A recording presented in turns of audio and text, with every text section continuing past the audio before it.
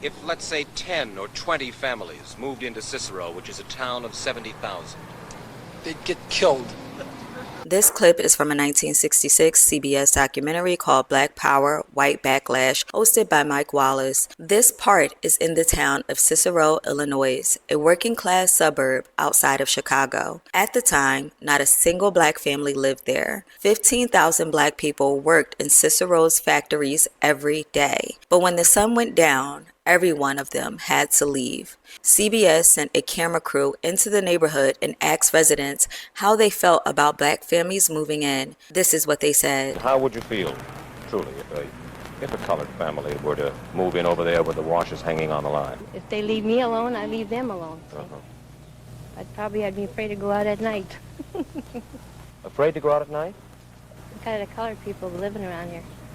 You mean you think they're violent people? Well, some of them are. And there are some good ones, too. Mm-hmm. I really couldn't trust any of them.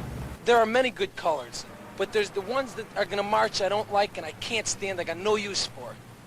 And when your church tells you human rights, and you pay no attention to your church? I pay attention to my church when they say about human rights, but what the marchers want, they don't want rights. They say they want peaceful coexistence. How can they have peaceful coexistence when there's all this trouble? Who makes the trouble? They do, by marching. There's got to be a simpler way. If, let's say, 10 or 20 families moved into Cicero, which is a town of 70,000. They'd get killed. Cicero is an industrial town. It doesn't mind that Negroes work in the factories there. 15,000 of them do, and they trade at Cicero banks and supermarkets. But not a single Negro family sleeps in Cicero. Not one spends the night. I asked some workers why. Because they don't know the Negro, that's why. How do you mean? Well, they think their value of their property goes down, and the majority of them feel that we're dirty. What about some of those criticisms, that the Negro is dirty, that the Negro is more violent, therefore the Negro doesn't make as good a neighbor? Well, that's because they have never given the Negro the chance. They don't know it, the Negro, I told you. The Negro is not dirty.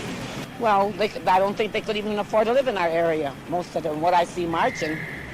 What about the people who who work right here at Western Electric? Well, there's a lot of good ones here that work here, but still we don't want to mix with them to live with them. Why? You'll work with them? But I don't want to live with them. Why?